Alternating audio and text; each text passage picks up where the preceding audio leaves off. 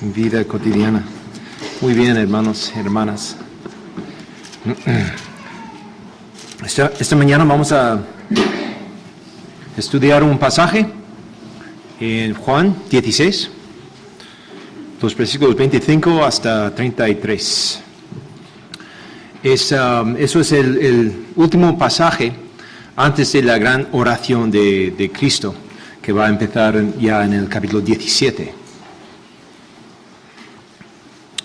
Y vamos a leer este pasaje y quiero que prestéis atención al tema del lenguaje figurado. Vale, ¿podemos pasar? Diapositiva. Muy bien. Estas cosas os he hablado en lenguaje figurado. Viene el tiempo cuando no os hablaré más en lenguaje figurado, sino que os hablaré del Padre claramente.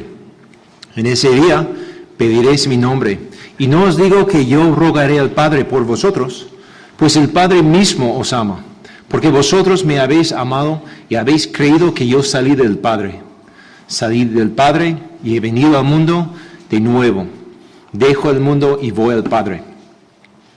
Sus discípulos le dijeron: he aquí que ahora hablas claramente y no usas lenguaje figurado. Ahora entendemos que tú sabes todas las cosas y no necesitas que nadie te pregunte. Por esto creemos que tú viniste de Dios. Jesús les respondió: ¿ahora crees? Mirad, la hora viene y ya ha llegado en que seréis esparcidos, cada uno por su lado, y me dejaréis solo. Y sin embargo, no estoy solo, porque el Padre está conmigo. Estas cosas os he hablado para que en mí tengáis paz. En el mundo tenéis tribulación, pero confiad, yo he vencido al mundo.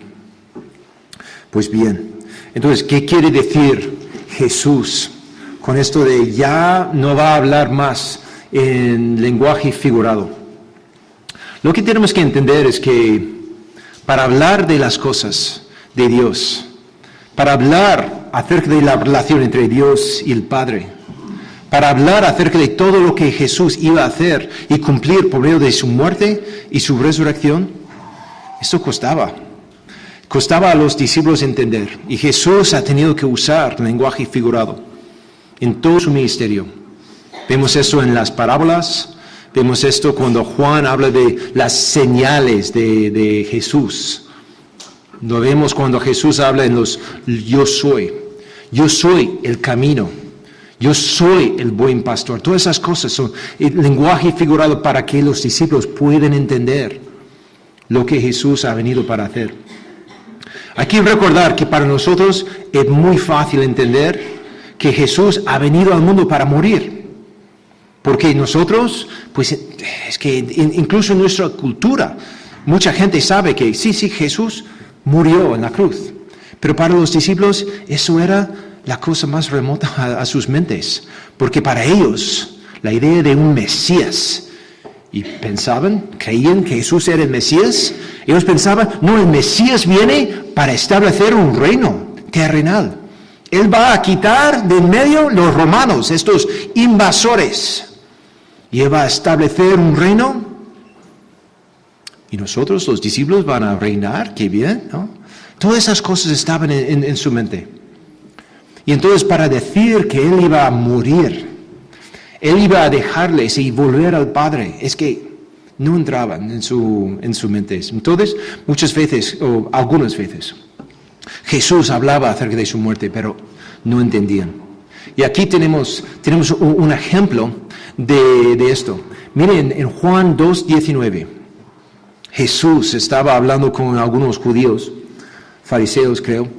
Jesús respondió y les dijo: destruid este templo y en 3 días lo levantaré. Hay que entender que ellos estaban hablando enfrente del templo físico. Entonces, claro, los judíos pensaban que se refería al templo. Entonces los judíos dijeron: en 46 años fue edificado este templo, ¿y tú lo levantarás en 3 días? Y ahora Juan, el narrador, dice: pero él hablaba del templo de su cuerpo. Por eso, cuando resucitó de los muertos, sus discípulos se acordaron de que había dicho esto y creyeron en la Escritura y en la palabra que Jesús había hablado. No fue hasta el final, hasta después de su resurrección, que los discípulos podían entender de su muerte. Y por eso Jesús tenía que hablar en lenguaje figurado. Vamos a la próxima. Después de la resurrección, dice en Lucas, el último capítulo, 2 o 3 veces, dice que Jesús habló con sus discípulos explicándoles acerca de todas estas cosas. Pero esto, otra vez, ocurre después de su resurrección. Entonces Jesús les dijo, oh insensatos y tardos de corazón, para creer todo lo que los profetas han dicho. ¿No era necesario que el Cristo padeciera todas estas cosas y entrar en su gloria? Así que Jesús tuvo que usar lenguaje figurado porque no entraba en la mente cómo la muerte de su Señor Jesús podía cumplir una gran cosa. Pero después, y por eso Jesús dice, ya viene una hora, ya viene la hora en la que voy a hablar claramente con vosotros. Otra razón por la que Jesús va a dejar de hablar en lenguaje figurado es por algo que Jesús viene diciendo por todo este discurso aquí en Juan. Ha hablado acerca de alguien que él iba a enviar, ¿no? ¿Quién era? El Espíritu Santo, el Consolador. Y el Consolador iba a hacer muchas cosas, pero una de las cosas, uno de sus ministerios más importantes era actuar casi como un intérprete para Jesús.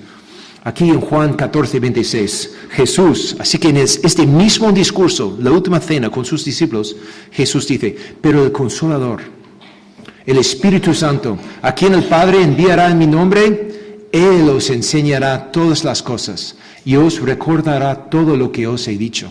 Y yo creo que cuando Jesús dice, ya voy a hablar claramente con vosotros, no está hablando solamente acerca de después de su resurrección ya puede hablar más claramente, pero incluso después de su salida, después de su ascensión al cielo, por medio del Espíritu Santo, Él va a hablar claramente con los discípulos y explicar todas estas cosas para que ellos puedan entender, para que ellos puedan predicar el Evangelio, para que ellos puedan escribir la Biblia, ¿sabes?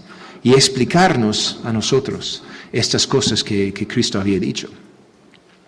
También dice en el mismo capítulo, nuestro mismo capítulo, pero cuando Él, el Espíritu de verdad venga, os guiará a toda la verdad, porque no hablará por su propia cuenta, sino que hablará todo lo que oiga y os hará saber lo que habrá de venir. Entonces, qué maravilloso que el Espíritu, que hay que recordar, el Espíritu Santo es el Espíritu de Cristo, como dice Pablo en una de sus cartas.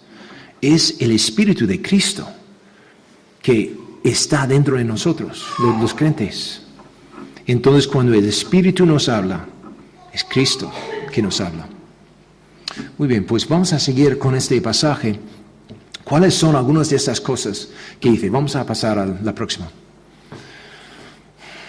Estas cosas, el versículo 26. En ese día pediréis en mi nombre, y no os digo que yo rogaré al Padre por vosotros. Parece curioso, ¿no? Si sacamos esto de su contexto, qué deprimente. Pues ya Jesús no va a hablar, rogar más al Padre por nosotros, ¿no? Pero en el contexto es algo muy animador. Pues no hace falta que Cristo ruegue al Padre por nosotros, porque nosotros podemos hacernos nosotros mismos. Pues el Padre mismo os ama, porque vosotros me habéis amado y habéis creído que yo salí del Padre. Salí del Padre y he venido al mundo, de nuevo dejo el mundo y voy al Padre. Una cosa tenemos que notar es en mi nombre. En mi nombre. Algunos, desafortunadamente, usan esta frase como una frase mágica. Bueno, es que si no has orado usando la frase en el nombre de Cristo, no vale la oración. Pues eso no es. En mi nombre significa la relación que tenemos con Dios por medio de Cristo. Refiere a nuestra posición. ¿Por qué tengo acceso? ¿Por qué tenéis acceso al Padre?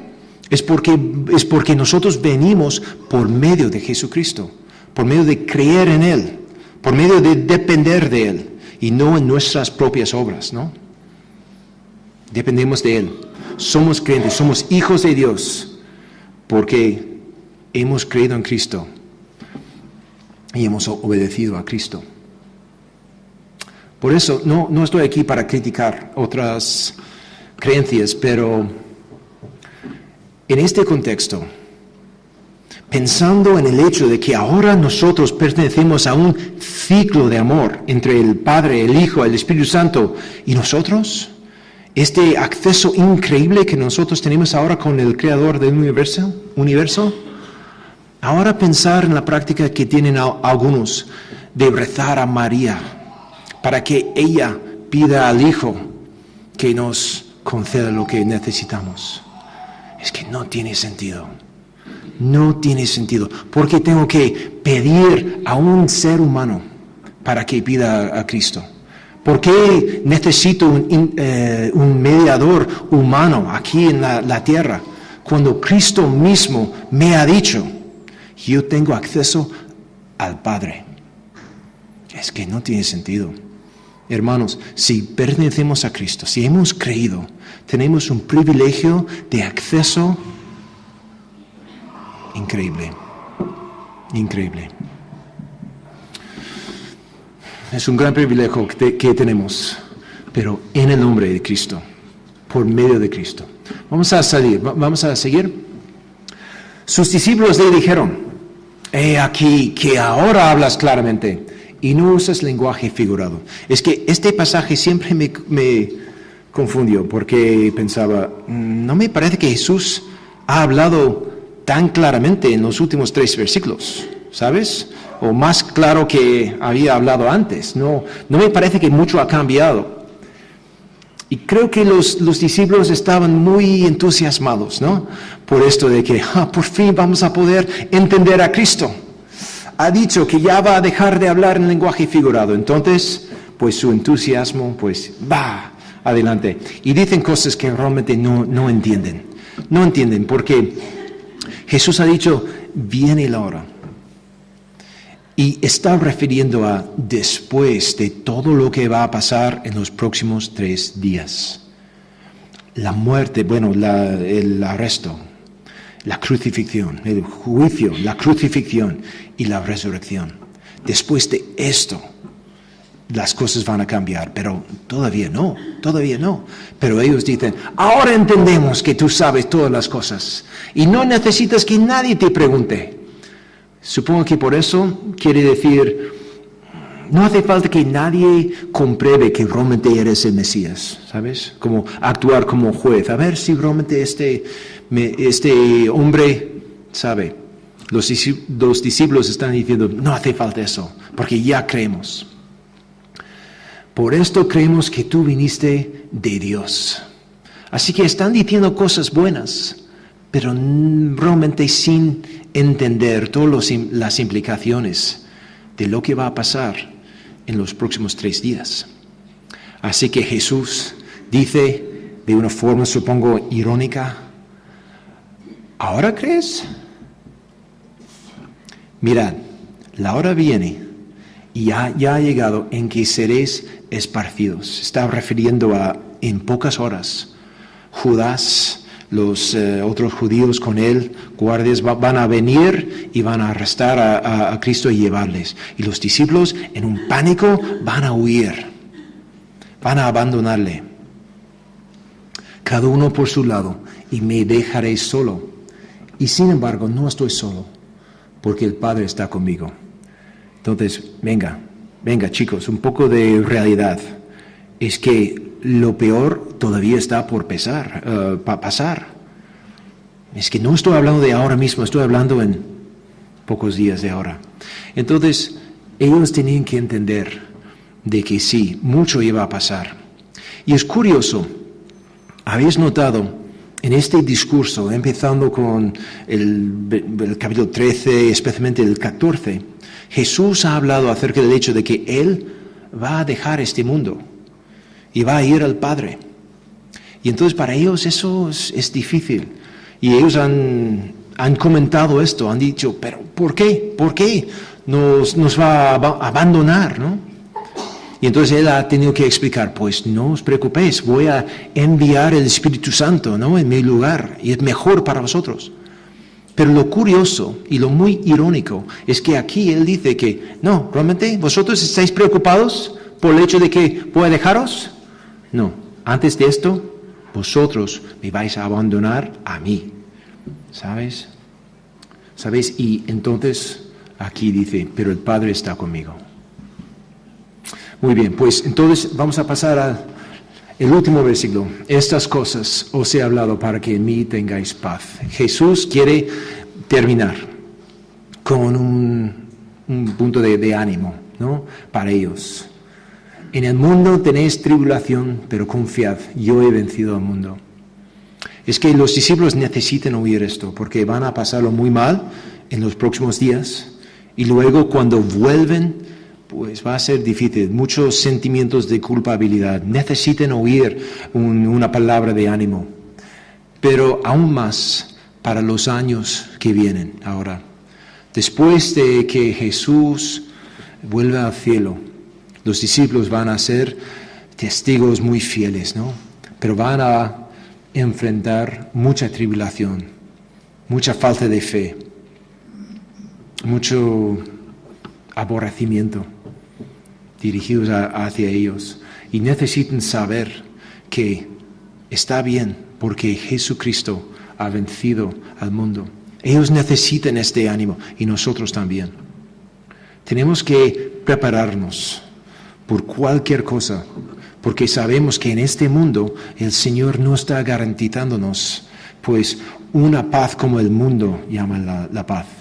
Sí, Señor, quiero vivir tranquilamente, no quiero problemas, quiero tener un buen salario y estoy contento, Señor. No, Jesús está ofreciendo una paz mucho más importante, mucho más profunda, ¿no?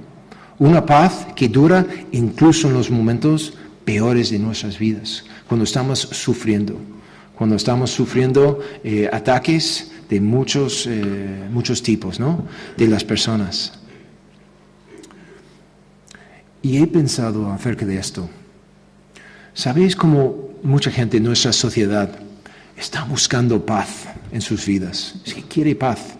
Entonces, a veces buscan la paz en buenos libros, incluso la Biblia, ¿sabes? A ver, voy a leer, a ver si puedo encontrar algo que me da un poco de paz, un poco de consuelo, porque la vida es difícil.